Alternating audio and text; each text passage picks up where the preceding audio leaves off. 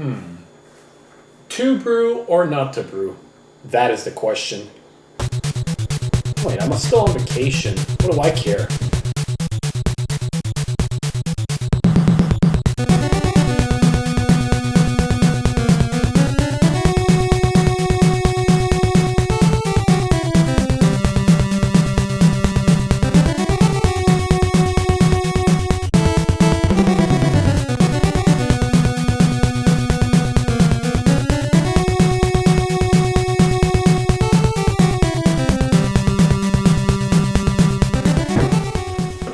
Okay, I'm familiar with the St. Ambroise brewer like anybody is, because they make one of my favorite New England IPAs. There's one I've heard of a while back that I've thought of trying but never even considered. One of the things they have is a black IPA. Like, I don't really go for these very often, but kind of wondering what it's like. It's definitely a strong one, a 6.5% fucker. But we'll find out in a second. Ooh. This makes me think of that nut brown beer I had a while back when I had my pizza run. It's like pouring a nice black cup of cold coffee. And the coffee's kind of foaming up too, like it's coming out of my espresso machine. Well, first time for anything, I suppose. Let's give this a good taste test.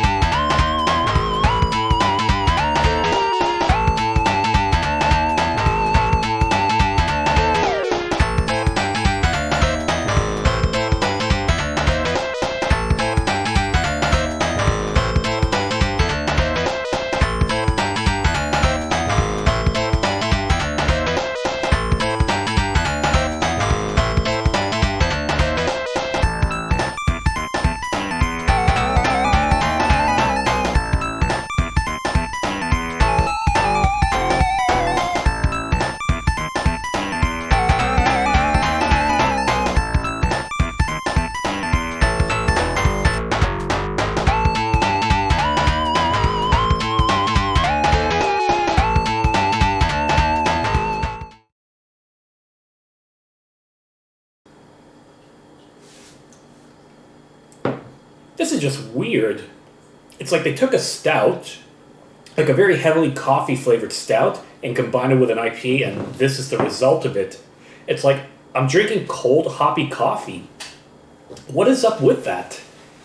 Oh well. I wanted to get some fuel because I felt like I wanted to do a bit more cooking while I still have some extra time off as well. And I got a text message too, who's probably getting my feedback on this. I'll give the full feedback once I'm done the vlog. So as for my cooking that I want to do today, I was thinking of a classic that I had tried out a while back. It's a basic risotto, a very creamy rice dish that you can make. And my first exposure of that was like maybe 3-4 years ago at a friend's house for New Year's Eve. And what we had done was a risotto bar, like a make your own risotto. So the rice was already prepared aside, and then you could just choose whatever toppings you want to put in there. You could choose between asparagus, shrimp, mushrooms, bacon, all beautiful things in life. And I started making it quite a bit this year to share with some extended family as well, because that was a really fun time that I had done it with. And I felt like making some yet again, because I have a bottle of wine that I should put to good use for that. To cook with, not to drink. I don't like to usually mix wine with beer. So, this is probably going to take me a good hour to do, but it's also worthwhile too, and very customizable. Let's get to this. Well, first thing you're going to need to do to get your risotto started is warm up some stock. And no, that doesn't mean like what you get on the stock market. I'm talking about broth. You can use any kind of broth that you want technically. Obviously, most recipes will call for chicken broth, but since I had some old vegetable stock I had to use, I thought, let's do it this way instead. Now I can at least have some kind of vegetarian option here. In terms of how many you're going to need, you're going to put around 5.5 cups of it, and then you're going to heat this up ahead of time while you're preparing everything else. Let's just get this in. There. One. So when you're heating this up, you just want to get it to a simmer to start bubbling a bit, but you don't want it to be boiling. Just enough to warm it up for cooking. 2.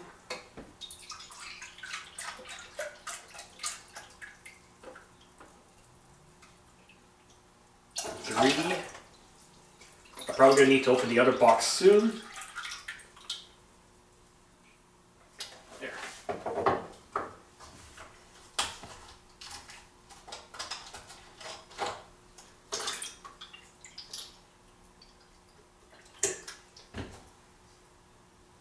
4. Hang on, I'm running out of fuel. Seriously, it tastes like a cup of coffee.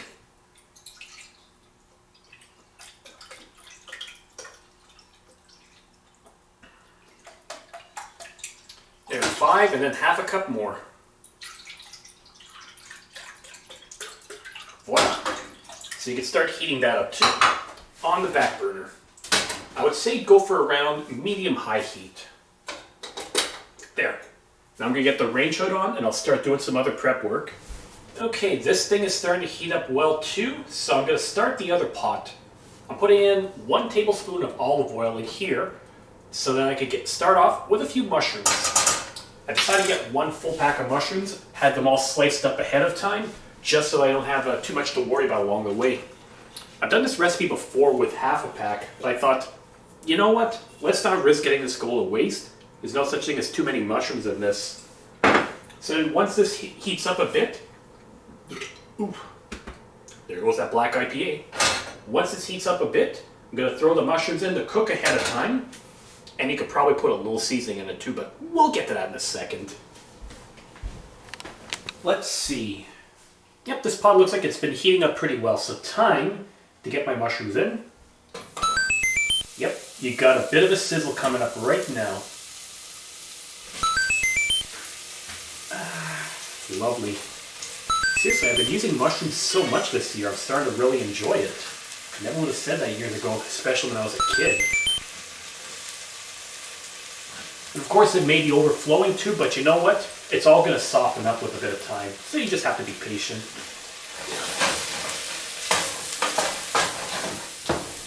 Thought something was moving for a second. Okay, and the stock looks pretty well, so I'm just going to cut the heat, keep it aside, because you aren't going to need that for now until a little bit later. And I think I have an idea for a type of meat I can add into this. Because if I remember correctly, we had used bacon over on the New Year's party where we were doing our own risottos. So kind of getting inspiration from that, when I was looking at the store to get the ingredient for today, I thought, let's give this a try. I got 3 slices of pork belly. These are kind of thick, but if you look at the texture kind of carefully, it kind of does look like bacon. So that's essentially what it is.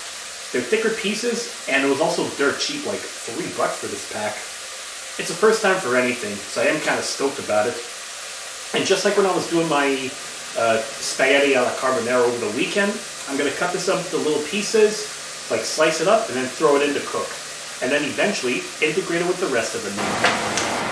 And of course, just to get some seasoning into this thing, I'm going to put maybe around a 1/4 teaspoon of salt, and then 1/2 teaspoon of pepper. That way, the mushrooms are going to really absorb it all. Should be good. There was one recipe I found that called for a full teaspoon, and the reason being is that you put a 1/4 teaspoon with the mushrooms, and then you put the rest of the stuff once you're doing the next step with the rice. Pretty basic stuff. Let's give it another saute.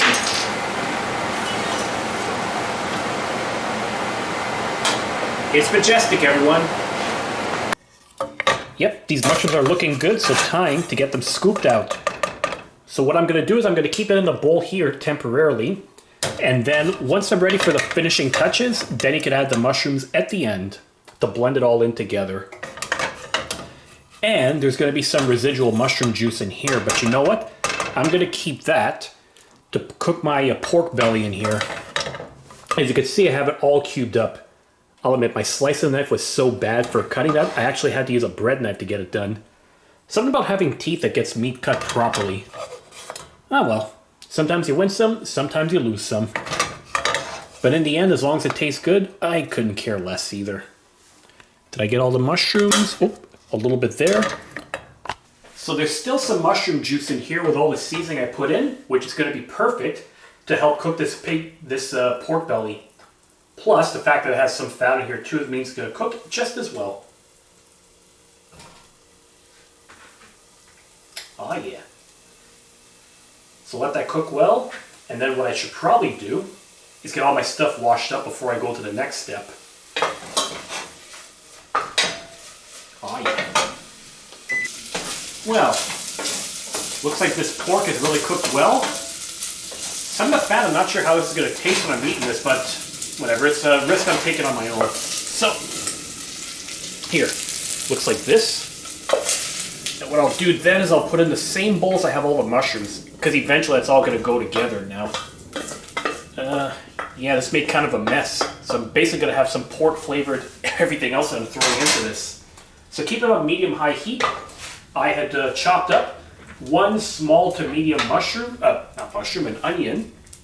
I know I didn't snip it like last time, so don't even accuse me of that. So I'm going to add this in soon. But first, you're going to need to add 2 more tablespoons of olive oil to give it a coating. And then you can even add your remaining 3/4 teaspoon of salt. Voila. Now let's onion up that oil, or I guess let's oil up that onion. Everything is much better when you oil it up.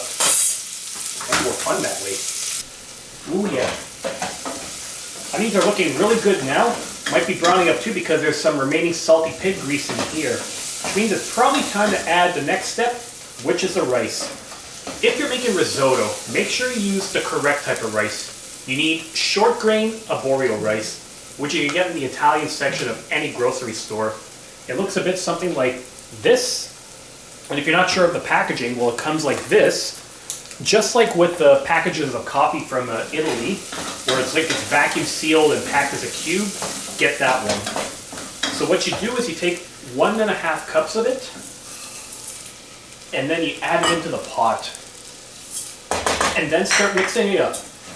The idea is that you want to have it all coated with the oil and the onion mixture inside here. So it takes like maybe 2 minutes at best. And then once you've done that, then you can start adding your liquids. And in terms of liquids, besides the broth, you're also going to need some cooking wine. Disclaimer, just don't go to the SAQ and buy a very expensive wine for this. You can get something like this basic house wine you get for a couple of bucks at a grocery store. You're not going to taste the quality of it. You're just needing something to cook with. And it's still going to be enjoyable, so don't worry. And the beauty is that you can keep this in your pantry for a long time, and it doesn't matter how it's going to taste, because when you cook it, it'll be fine. So you want like the equivalent of, 1/4 cup. That's not quite what I needed, because typically you need like about 1/2 cup of this. Oh well, I'll make it work. So this is how it's supposed to look after 2 minutes. Yep, it's all coated, crisped up here. So next, we can add the wine.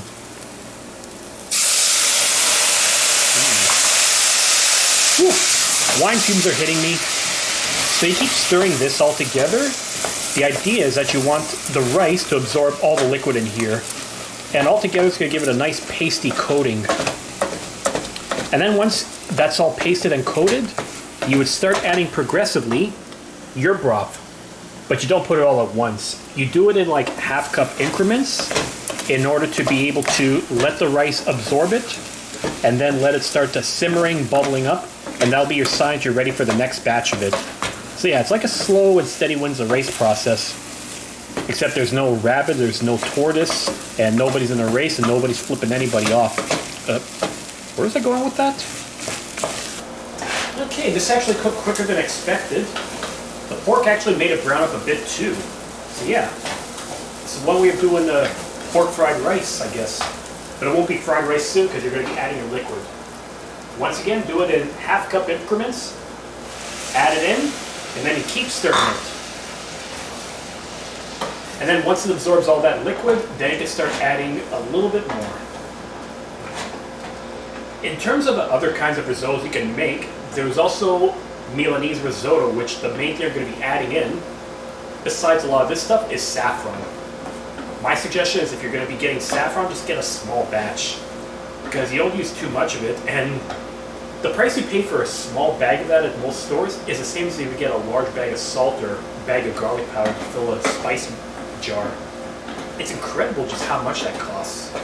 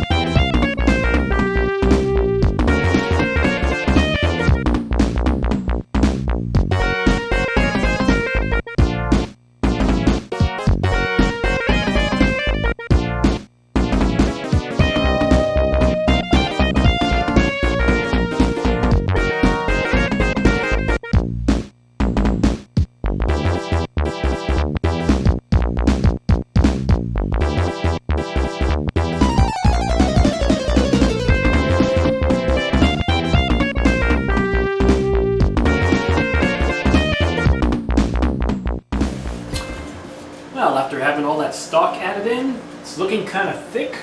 There's going to be a little bit of liquid left to this, but you know what? It's not the end of the world, because it will all thicken up eventually. The next step to thickening this up is about half a cup of Parmesan cheese. And this is like third vlog in a row that I've used cheese. Potato and cheese pierogies. I've done spaghetti alla carbonara, which called for cheese, and extra cheese on the side, and this. And I really am a cheddar factory. Anyways, the cheese is going to help thicken it up, but you're also going to thicken up with a bit of butter, like maybe 1 tablespoon worth. Let's see, out of this, yeah, that looks like enough. So I'll put this in here, and then I'm going to be putting in the cheese to mix all together. And then once it's all thickened up, I can put back my mushroom and my salty pig, and then we got some good eating.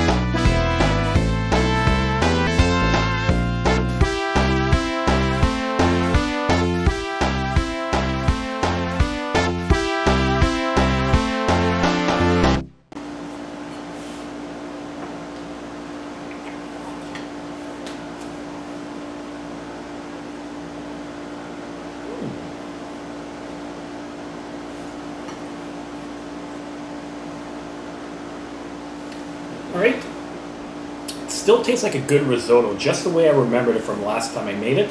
But the big test is going to be the piece of pork belly. Gotta find out what that's like.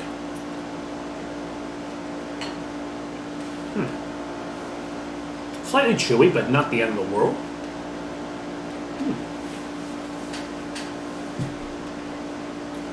Okay, it's actually not bad. Yeah, I was thinking of like a bacon texture with this, but I had no idea what I was getting myself into here. But hey, it's an experiment that actually paid off. And the pork fat actually gives it a bit more flavor too in this. But you know what? The pork was just my own personal touch with this. If you're trying to look for the vegetarian alternative, you don't need to add fat in there. Just put some mushroom. I've done it before with eggplant. You could sometimes put asparagus in there. Like, it's a very versatile dish that you could dress up any way you want. Any seasoning you'd want too. Yeah, this is going to be satisfying. And I guess, well, I'm running out of brew also. Like, I used it all up when I was doing my cooking. So let's go for round 2. This is another one that I love from Benedict's. In fact, my very first time at Benwick's. It's the Gaia white beer that I probably highlighted in the past. And like I said before, probably, it's my personal gold standard for the whites. Because it gives a good flavor, but it doesn't feel like overpoweringly coriander tasting or orange peel flavor. Like, the best comparison I could think of is Kronenberg, but the white one. It's like that. And really good when it was served on tap. I'm telling you, I'm glad that some microbrewers are starting to do their stuff in store now, because then I'm able to drink it at home too until things get back to normal around here. Oh well. Well, I guess I'll give it a taste.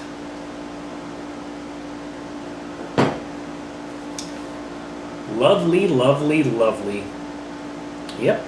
Still just as good as I remembered, even if it's in a hot can. I think I should probably stop this before I get into cheese territory. So, this is the Wandering Yuki signing off from the next edition of the Cheese Cafe. A rather successful risotto experiment has concluded today. Thanks for watching, everyone. And like what you see, don't forget to hit a like, subscribe to the channel if you want to get any new updates, send comments or requests, or share this with any of your friends or family who think would enjoy this. Come on, I got good stuff. I can share it with anyone. Damn it. Peace, everyone.